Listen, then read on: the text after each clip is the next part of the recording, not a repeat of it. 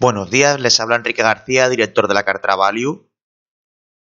En este vídeo el objetivo es mostrar cómo hay alternativas a las compañías que están de moda ahora mismo en el mercado, que suelen ser empresas que tienen éxito en el lanzamiento de nuevos productos, que crecen mucho en ventas, que parece que están en una tendencia imparable y que nada les puede salir mal.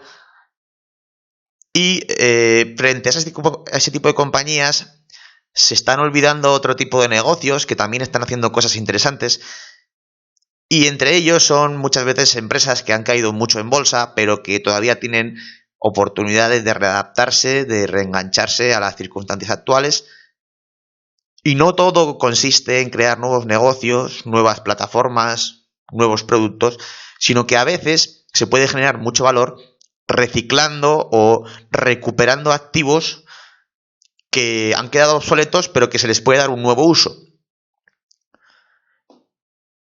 Y esto es un poco el tema que he explicado durante varios artículos, que los tenéis en la parte final de esta presentación de diapositivas. ¿De acuerdo? Estos dos. ¿Qué es lo mejor, lo nuevo o lo anterior? Y explico un ejemplo que veremos en este vídeo también de cómo una compañía consiguió reestructurarse y volver a ser muy rentable. Best Buy. Y hay un segundo artículo que publiqué en Investia en el que analizo conceptualmente cuáles son los requisitos, los puntos más importantes, las ideas básicas para detectar ese tipo de compañías interesantes para el inversor.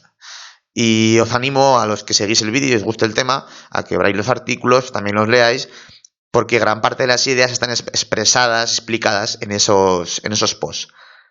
¿De acuerdo? Bien, este es un artículo más introductorio, hay un ejemplo concreto, pero no entramos de lleno en los puntos, en el proceso de cómo funciona esa reestructuración. Eso lo hago en el segundo artículo, lo tenéis aquí. Y una de las ideas básicas que veremos en el vídeo es que, por ejemplo, las desinversiones son compañías que han entrado en un bache, que tienen problemas. Esas desinversiones en determinadas circunstancias liberan muchos recursos. Estaban inmovilizados en un inmueble, en una tienda, en inventarios. A medida que la compañía va reduciendo ese tipo de activos, entra más caja. Luego veremos con más detalle qué es lo que sucede.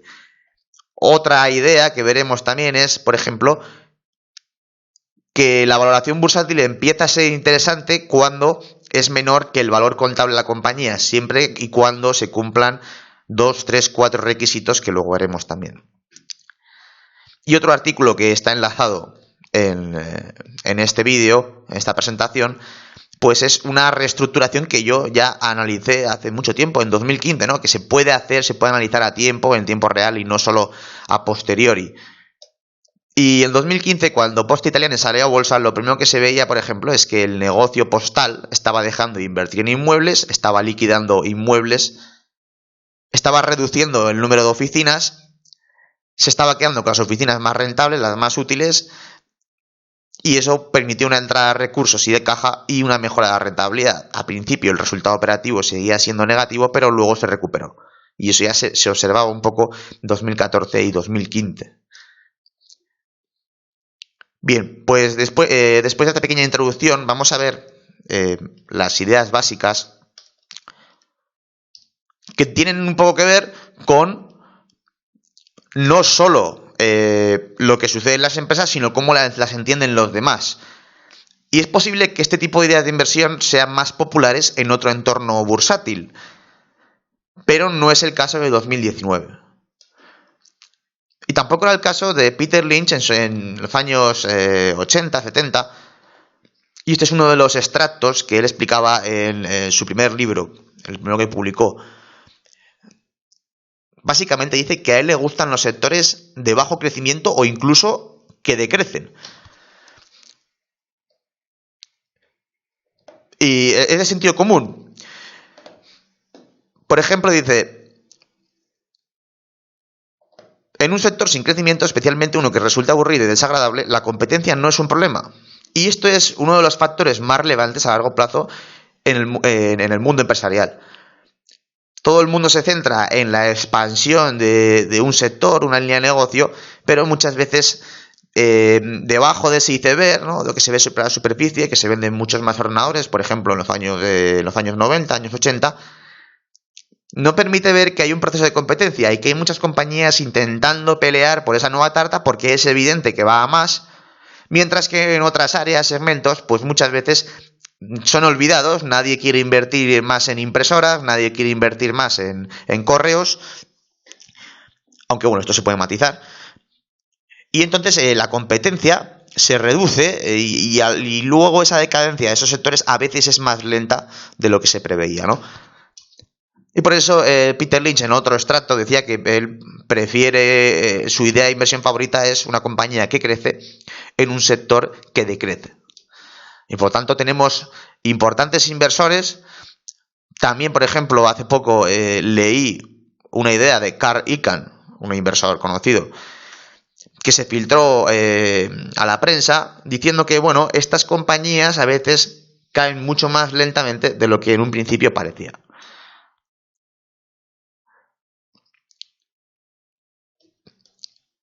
Bien, vamos a situar un poco de qué estamos hablando concretamente, ¿no? Ya he mencionado alguna idea, por ejemplo, impresoras. Todo el mundo entiende que la impresión en papel no va a más, pero a mucha gente le sorprendería si digo que no está cayendo en volumen de ventas. Es cierto que a lo mejor se venden menos cartuchos y tal, pero lo que es la venta de impresoras pues, sigue funcionando bastante bien. Pero como ejemplo de reestructuración no nos valen las impresoras porque las impresoras no queda claro en qué se están reutilizando, simplemente la gente sigue imprimiendo. Pero hay otros activos, por ejemplo la tienda física o servicios de correos, que alguien puede pensar, pues están en decadencia, cada vez se vende más online. Sí, pero cuidado porque los modelos actuales de las principales compañías de distribución textil, también de alimentación, utilizan también la venta como las tiendas como un punto de recogida para las ventas online. Y es que el envío a domicilio no siempre es lo más económico, ni lo más adecuado, ni lo más conveniente. Antiguamente la tienda física era un punto de venta más escaparate, también daba servicios, pero principalmente vendían bien, sobre todo si estaban bien situadas. Actualmente la tienda es un popurrí de servicios, hace muchas funciones, ya no se vende tan bien, pero también se pueden reutilizar y reaprovechar para un segundo negocio, que es la venta online. Y por eso todas las compañías tradicionales se han redactado y ahora hablan de omnichannel, ¿no? Omnicanal, es decir, que puedes comprar online, recoger en la tienda, o puedes ir a la tienda para pedir online, etcétera. Por tanto, se está reutilizando, se está readaptando. Es cierto que no hacen falta tantas tiendas físicas, hacen falta tiendas que cumplan más funciones. Y también, por supuesto, se está dando un aumento de servicios presenciales. El fuerte de la tienda es que presencialmente, pues ahí puede haber gente que te atienda, se asesore, que haya un escaparate. Para ciertos aspectos tiene sus ventajas, ¿no? Obviamente también tiene sus inconvenientes, que los alquileres son caros, hay que tener más personal, pero en ciertos nichos de mercado, y por ejemplo esta es una idea que yo vi en la reestructuración de Fnac, cada vez están intentando introducir más negocios o servicios en sus locales, por ejemplo reparación de móviles, ¿no? Y esto también lo veremos en el caso de Best Buy.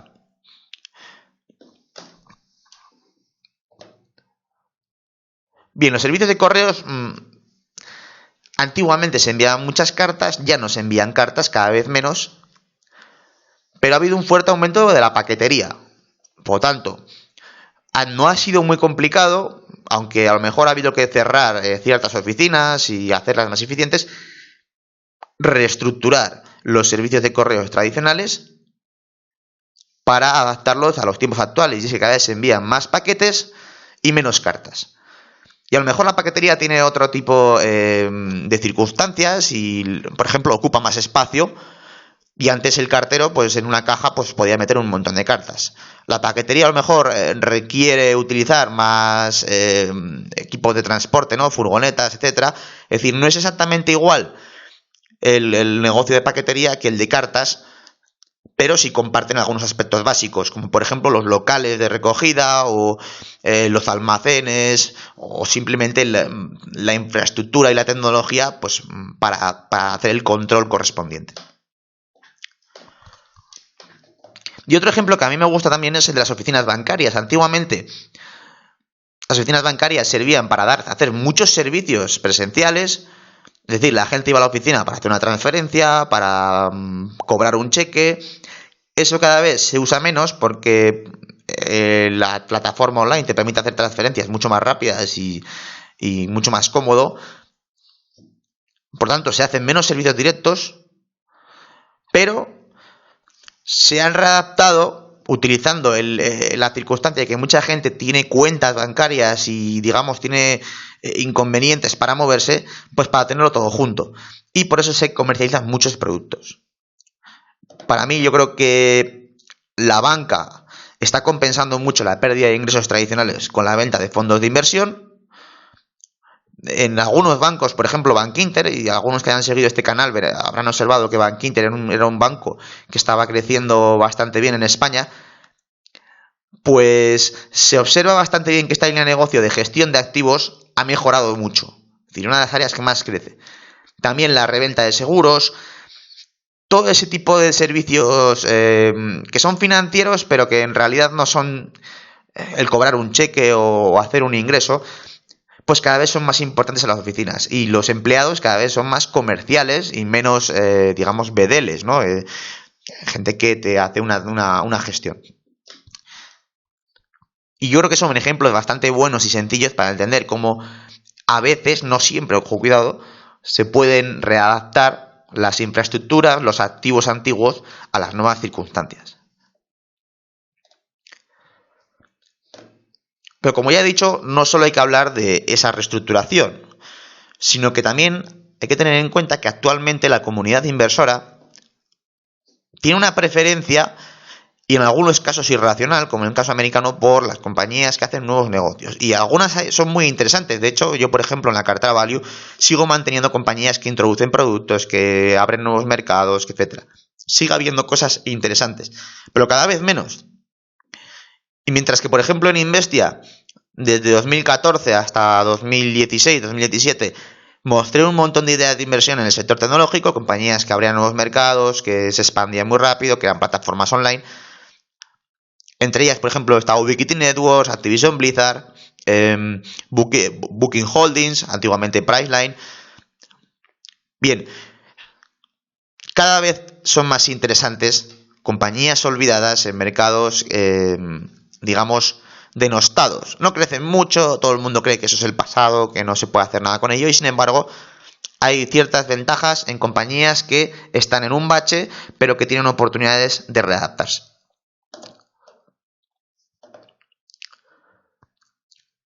Se sigue una idea bastante lineal. La única forma de crecer o de generar valor es haciendo cosas nuevas.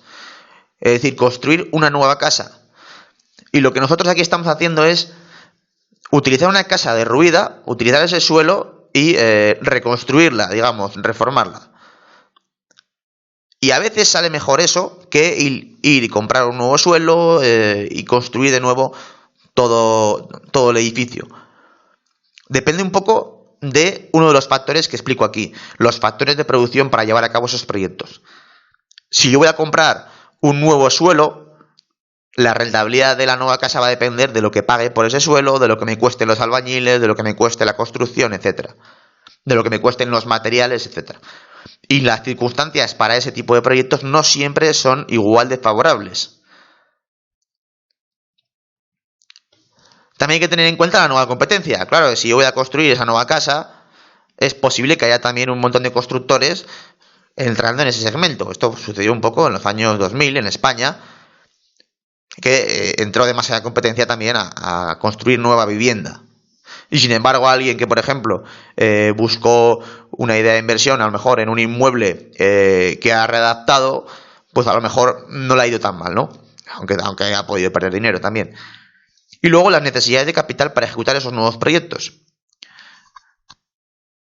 Empezar un nuevo proyecto, una nueva plataforma, exige adelantar una serie de necesidades de capital, a veces te compromete a seguir añadiendo más capital, más recursos en los próximos años, mientras que muchas compañías que tienen en propiedad, por ejemplo, muchos de esos activos van liquidando parte de esos inmuebles, parte de esos activos de tiendas, inventarios, lo que corresponda, y van recuperando caja. Por tanto, las desinversiones, a diferencia de las nuevas inversiones, liberan recursos, dependiendo también de las circunstancias, ¿no? A veces el nuevo negocio puede cerrar una tienda antigua que pagaba un alquiler muy caro y reabrir en un entorno en el cual los alquileres son más baratos, porque ese tipo de negocio ha ido mal, ese sector no ha ido bien, por ejemplo el de las tiendas físicas, y entonces los alquileres en algunos lugares, en algunos mercados, no se han encarecido demasiado y ahora resulta que son más atractivos. Y esto lo he visto explicado perfectamente por uno de los CEOs de una de las compañías que ha entrado en la cartera Value recientemente. Entonces cierra antiguas tiendas, expiran los alquileres y abre una nueva tienda en condiciones mucho más favorables. Y esto favorece a las reestructuraciones, al reciclaje de activos, el reciclar el modelo de negocio. Antes estábamos en lugares en los que los alquileres eran muy caros, ahora resulta que como nadie invierte en tiendas y se abren muchas menos tiendas, hay mucho más espacio disponible y los propietarios de esos alquileres pues resulta que nos dejan mejores condiciones. Por eso en los sectores en reestructuración a veces los factores de producción se abaratan y son más atractivos y eso favorece la recuperación. A veces no suele entrar nueva competencia, es decir, en el negocio postal, en impresoras, también en el sector automoción, aunque hay que matizar porque hay más competencia en coches eléctricos. Ha entrado alguna nueva compañía, pero lo que es el coche tradicional de combustión no entra nueva competencia. Al revés, se están reduciendo el número de fabricantes porque se están fusionando. Eso es positivo. Acabarán mejorando las rentabilidades de ese segmento. Bien, pues estos tres factores favorecen a las en unas circunstancias o en otras. Y no se suelen tener en cuenta, se habla, mira, esta compañía está creciendo mucho, va a introducir tantos productos y se va a comer el mundo, etcétera, pero no se suele mirar por debajo el iceberg y decir, oye, cuidado, que cada vez va a ser más difícil. Y en las reestructuraciones parece que la compañía se va al infierno, que no vale nada, que ese modelo de negocio está, digamos, obsoleto. Y luego resulta que va aflorando valor de esos activos que se van liquidando, que se va readaptando y va mejorando la rentabilidad. Bien, otra cuestión importante en este tipo de ideas de inversión o de búsqueda de compañías es que en el caso de compañías que abren nuevos proyectos, en caso de error, y esto suele suceder al final del ciclo, las expectativas son optimistas y luego resulta que no se cumplen y la compañía ha inmovilizado muchos recursos y ha invertido mucho en esos nuevos activos, el coste de los errores se dispara. ¿De acuerdo? Porque ha pagado altos precios por los factores de producción, ha comprometido mucho capital en esas actividades y luego resulta que se esperaba una demanda de tanto y resulta que luego la demanda es la mitad, llega la recesión y no hay tanta necesidad de nuevas cosas. Todo depende del caso particular, pero estamos hablando en términos generales. Y luego además la competencia hace que la creación de valor sea cada vez más complicada, porque cada vez va más gente, más empresas van a los mismos sectores. Mientras que en las reestructuraciones en sectores que ya el mercado odia y han caído un montón en bolsa y no hay grandes expectativas, pues solo con el proceso de recuperar lo que aún se puede recuperar, a lo mejor la compañía ha caído un 80% en bolsa y resulta que la compañía puede recuperar pues el 80% de lo que había invertido hace X tiempo. Entonces, a veces se recupera más valor de lo que el mercado está descontando. Y luego, en caso de que nos equivoquemos y estimemos mal lo que se puede recuperar de la quema en ese negocio en reestructuración, pues el riesgo de error es menor y limitado. ¿Por qué? Porque estamos hablando de cuánto podríamos recuperar, la valoración de mercado ya se va acercando a eso que podemos recuperar, Aunque nos equivoquemos en nuestra estimación, a lo mejor perdemos un 20%, un 30%, pero es muy difícil perder un 90 o un 80%. Y eso suele suceder en compañías cuyo modelo de negocio parece que va bien, se revalorizan mucho en bolsa, los inversores siguen comprando acciones, pero luego resulta que nada de nada, ¿no? Que no iba tan bien. Y entonces las caídas son mucho más fuertes. Como siempre, dependerá del caso particular, pero aquí estamos expresando algunas ideas que tienen que ver con las circunstancias actuales. Y las circunstancias actuales es que los nuevos negocios, lo más novedoso, atrae mucho a los inversores porque ha habido 10, 15 años en los que ese tipo de cosas han ido muy bien. Se han creado muchos modelos de negocio nuevos, la nube muy bien, y funciona bien. Y hay compañías que yo creo que lo están haciendo muy bien en ese sector. Pero está mucho menos de moda pues invertir en una cadena de tiendas que se está reestructurando y que empieza y que vuelve a ser rentable y que tiene exceso de caja, ¿no?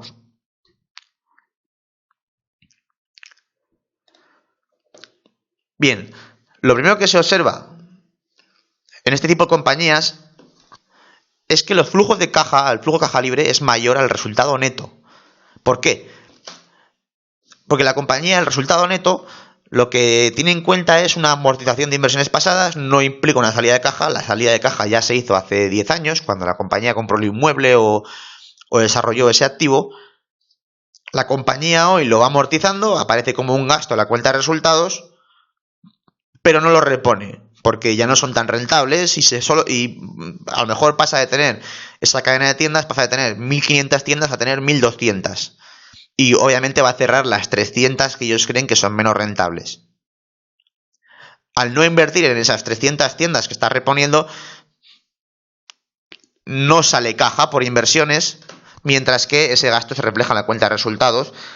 Y por eso vemos, por ejemplo, en el caso de Best Buy, que es una reestructuración muy interesante, como el flujo de caja libre fue mayor desde 2011 hasta 2017 en términos generales. Ahora ya, probablemente las nuevas inversiones empiezan a cuadrar un poco más con lo que va amortizando. La compañía ya se ha equilibrado y de hecho crece en ingresos. Pero durante todo este tiempo se liberaron un montón de recursos. La compañía no tenía mucha deuda y empezó a tener exceso de caja. Y empezó a recomprar acciones, a repartir dividendos, etc. Eso es remuneración al accionista.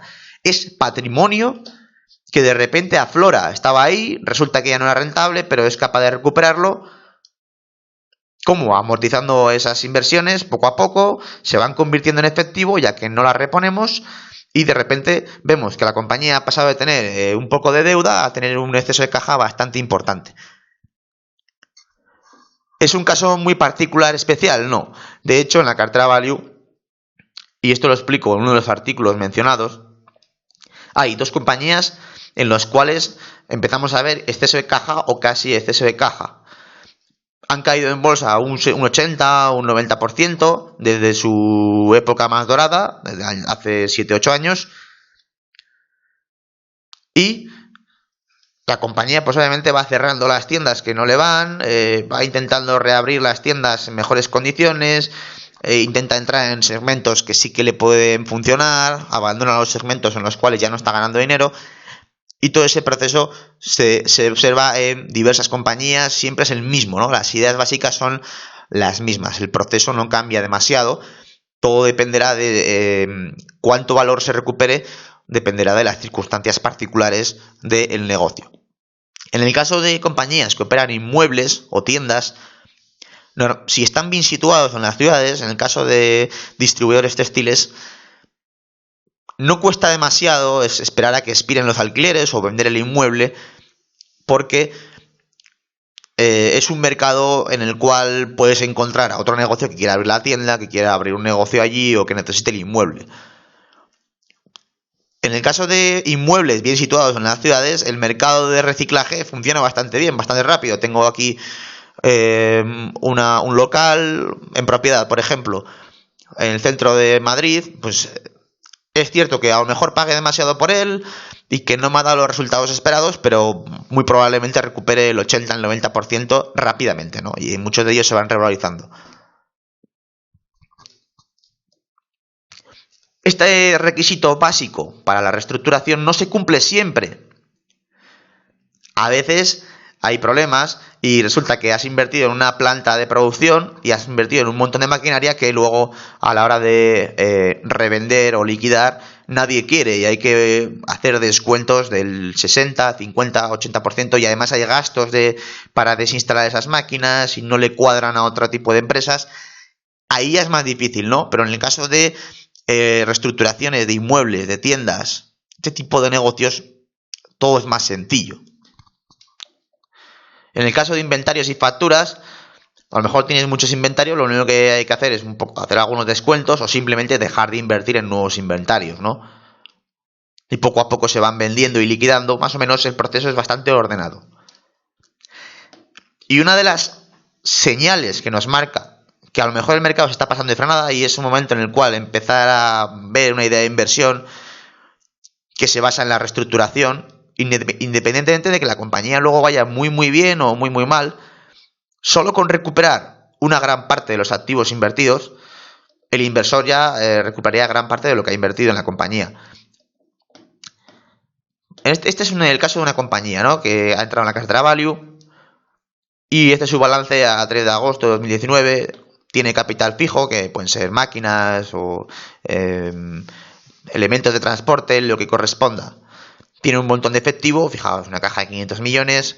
Tiene muchos inventarios, es una cadena de tiendas, distribuidor textil. Tiene arrendamientos operativos, es decir, se ha comprometido a operar alquileres durante una serie de tiempo. Ahora hablaremos de esto. En total los activos suman 3.400 millones, más o menos. La mayor parte de ellos son a lo largo del tiempo liquidables, es decir, poco a poco. Los arrendamientos operativos se van amortizando en la cuenta de resultados, ¿de acuerdo? El efectivo es efectivo, las facturas más o menos se van cobrando, los inventarios, pues si las ventas van bien, a lo mejor no crecen mucho, si las ventas van mal se irán reduciendo poco a poco. Aquí sí que podría ser que hay que hacer descuentos, ¿no?, para hacer algunas liquidaciones, pero no descuentos tampoco excesivos.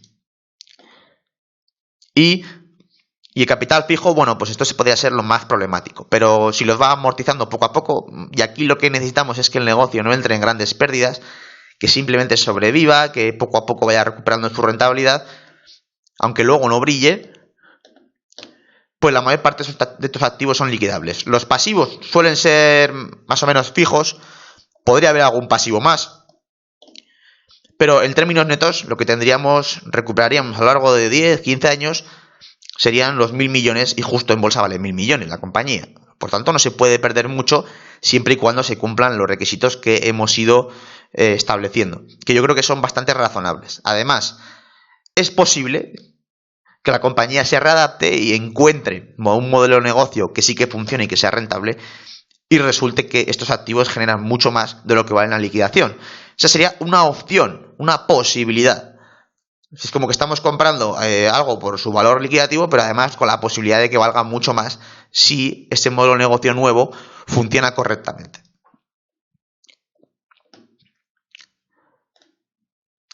Bien, vamos a hablar de una compañía concreta que no estuvo en la cartera Value y que yo descubrí muy tarde, pero que me parece muy ilustrativo de cómo funciona el proceso ya sobre la superficie, ¿no?, en la tienda. Bien, Best Buy es como MediaMarkt, pero en Estados Unidos. Es una cadena que tiene un montón de establecimientos, la más importante. Se dio cuenta de que la competencia online estaba haciendo daño y que mucha gente iba a la tienda y luego veía en internet que estaba más barato la tele y se la compraban en internet. Ese tipo de cuestiones que todo el mundo entendemos porque las vivimos en el día a día. Entonces Best Buy en 2012 se planteó, las ventas no iban bien, los resultados caían y bueno, veían una pequeña crisis y en bolsa pues se llevó un varapalo bastante importante. Fijaos, tengo aquí el gráfico, que pues cayó desde $40 en 2007 a 15, 10 dólares en el mínimo de 2013. Es decir, una pérdida bastante importante.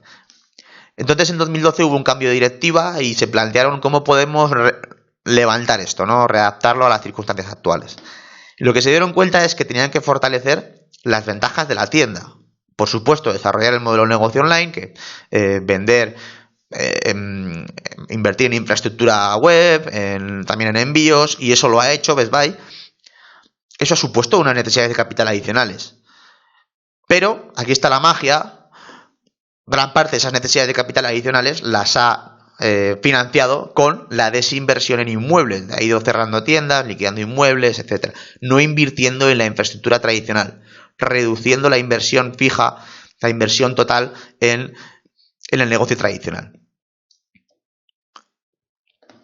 Y luego queda la parte cualitativa, ¿no? Cómo readaptar, cómo volver a conseguir que ese negocio sea rentable.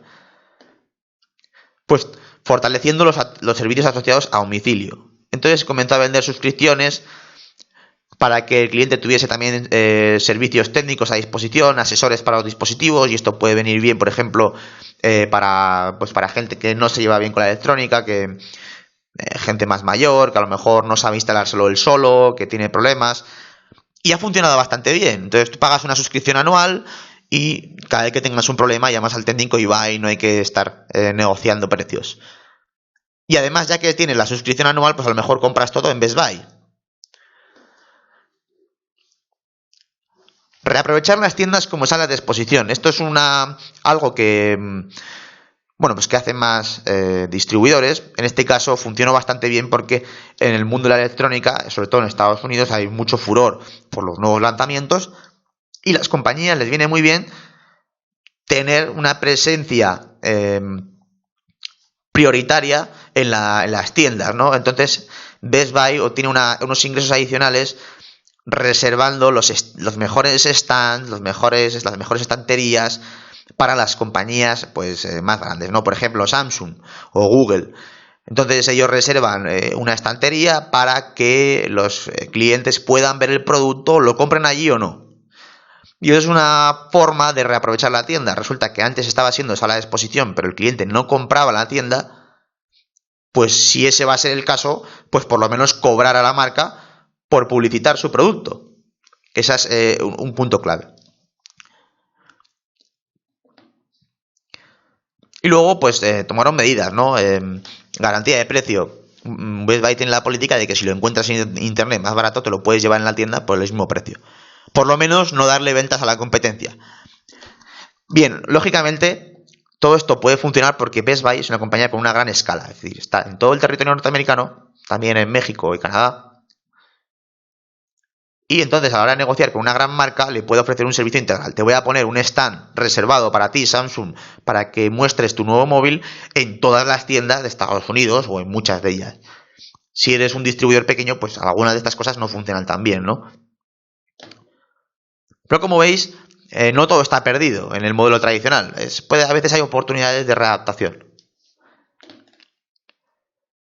Y este es un extracto de este artículo que os recomiendo también, con políticas que nosotros entendemos, no son muy complicadas, son difíciles de ejecutar, lógicamente, pero no son difíciles de entender. Y aquí está explicando un poco cómo funciona el Geek Squad, que el Geek Squad es un servicio técnico, son equipos de instaladores y reparadores y asesores de Best Buy que van casa a casa pues ofreciendo un servicio sin conflicto de intereses, es decir, no cobran en función de lo que venden o de lo que asesoran. Eso va en la suscripción. Y son uno de los puntos fuertes de la compañía ahora mismo. ¿Por qué? Porque la compañía ha descubierto que estos servicios a domicilio le pueden permitir abrir otras líneas de negocio totalmente nuevas, ¿no? Y aquí estamos hablando de servicios de emergencia médica. Entonces Best Buy, con muchos de los recursos que recuperó de la venta de inmuebles, de la caja que generaba, pues se compró GridCall y Critical Signal, que son de esos startups de servicios automáticos de respuesta para emergencias. Básicamente se dirige a gente mayor que a lo mejor vive sola en casa y que no quiere vivir en una residencia. Entonces llevan un dispositivo y si se produce una emergencia médica, entonces van allí los servicios de emergencia, ¿no? Y en este caso privados, y le atienden. Y este es un negocio que funciona también bien en España y de hecho a mí me lo han contado, sobre todo por ejemplo en Madrid, pues que hay compañías que se han expandido muy bien ofreciendo este tipo de servicios.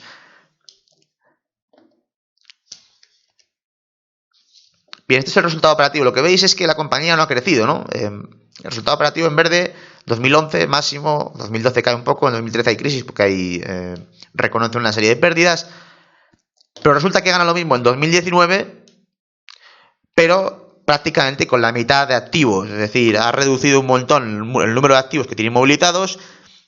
La compañía gana lo mismo, pero se han liberado alrededor de 2.000, 3.000 millones de dólares para los inversores. En 2012-2013 la cotización se pasa de frenada, está valorando el negocio muy por debajo de lo que vale, y luego además la compañía es capaz de generar valor adicional, es decir, doble potencial al alza, ¿no? Esta es un poco la cotización. En 2013 marca el mínimo y ahora resulta que está en 77 dólares. Y tampoco está en una valoración absurda, es decir, no parece barata, pero bueno, los inversores ahora descuentan que su negocio de emergencias sanitarias a domicilio pues puede ser una línea de expansión muy interesante a largo plazo. Pero distribuye dividendos, recompra acciones, genera caja, no tiene casi deuda y eso al final se acaba reflejando en los fundamentales de la empresa. La parte patrimonial también importa, no solo crecer en ingresos. Best Buy factura lo mismo aquí que aquí. ¿Qué es lo que ha cambiado? Que utiliza la mitad de capital y eso se ha liberado para el inversor. Un negocio más rentable hoy. Y eso es gracias a la reestructuración y al estrés que se le ha puesto a la compañía para que se busque la vida y encuentre un modelo de negocio mucho más rentable. Bien, no todo es verlo a posteriori. Es que a veces se pueden ver estos fenómenos que no son todo lo que importan, porque también hay que ver más cosas. Por ejemplo, en el caso de Poste Italiane, es una compañía que yo escribí un artículo en 2015 en el que la reestructuración del negocio postal ha funcionado bien, pero también hay que tener en cuenta que ha habido más factores que han beneficiado a la compañía. Es decir, no solo se trata de la reestructuración. El negocio asegurador le ha ido muy bien, eso no tiene que ver con la reestructuración, tiene que ver con el contexto del sector y eso es otro tema. Pero en su momento ya se veía, ¿no? Lo hemos visto al principio del vídeo. Se veía, por ejemplo, que el resultado operativo estaba cayendo, pero que el flujo de caja libre no. ¿De acuerdo? Y en este gráfico lo que yo mostraba son que las nuevas inversiones son sistemáticamente menores que la depreciación, es decir, la amortización, en la línea naranja. Y por eso estaba entrando más caja. Y son así sistemáticamente desde 2009. Por lo tanto, no todo estaba perdido, se estaba recuperando una gran parte de las inversiones en el pasado.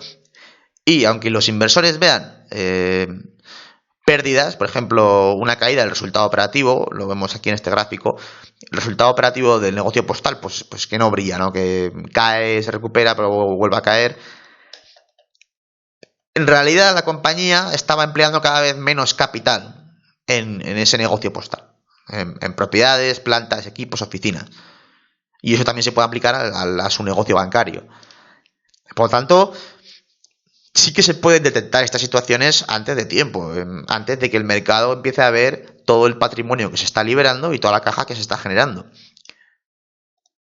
Lo único que pasa es que, bueno, en Poste Italiane, al haber más circunstancias más allá de la reestructuración, que era uno de los puntos básicos de la idea de inversión, y de hecho Poste Italiane estuvo en la cartera Value al comienzo, luego salió porque me parecía que había ideas de inversión más interesantes. Pero es una pena porque, por ejemplo, se ha ido de 6-7 euros a 11 y ha distribuido un dividendo bastante importante. Pero es un buen ejemplo de cómo funciona el proceso y de que el proceso a veces funciona y de que se repite en muchos de los lugares siempre y cuando esos negocios sean liquidables a precios más o menos aceptables. Bien, pues esto es todo por hoy. Ideas básicas las podemos resumir y están en esta diapositiva, que hay que tener en cuenta las ventajas del proceso de reestructuración. La liberación de recursos, la compañía vende inmuebles, los alquileres expiran, deja la infraestructura, los segmentos que menos le interesan, se queda con los más rentables, no suele entrar nueva competencia, aunque esto también depende de las circunstancias. Y los factores de producción a veces se abaratan, sobre todo si es una crisis del sector en general. Luego hay que evaluar si el ritmo de caída o de depreciación de esos activos es mucho más fuerte que el proceso de reestructuración. Es decir, si estamos hablando, por ejemplo, de Páginas Amarillas, que era un negocio pues de listas de teléfonos para buscar información, la caída del negocio fue tan fuerte con la entrada de Google que es que no se podía salvar nada, ¿no? Entonces hay un factor cualitativo en el análisis. Es decir, no todas las reestructuraciones ni todas las compañías se recuperan. Pero no es un segmento de empresas que hay que olvidar. Y a veces surgen muy buenas ideas de inversión, y sobre todo en el momento actual, en el cual la bolsa está en máximos históricos y llevamos muchos años de expansión, y por ejemplo el desempleo en Estados Unidos está en mínimos, contratar gente cada vez es más caro, contratar un desarrollador web cada vez es más caro. Todo eso se ha encarecido. Y probablemente la rentabilidad de esos nuevos proyectos, en términos generales, acabe reduciéndose. Mientras que otros sectores olvidados, pues pueden sorprender al mercado por el lado positivo.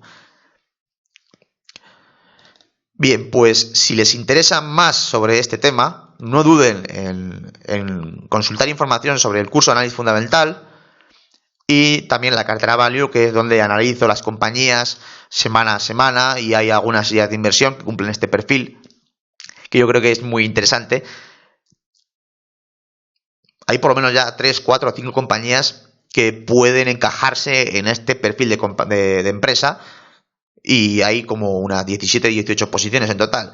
Y yo creo que a lo largo del tiempo, del próximo año, serán cada vez más importantes, a pesar de que en bolsa muchas veces tienen mucha volatilidad, ¿no? Porque ha caído tanto que muchos inversores siguen siendo muy pesimistas, pero el afloramiento de valor está ahí, es real, se puede seguir, se puede monitorizar y tendrá consecuencias, ¿no? En dividendos, recompras de acciones, etcétera.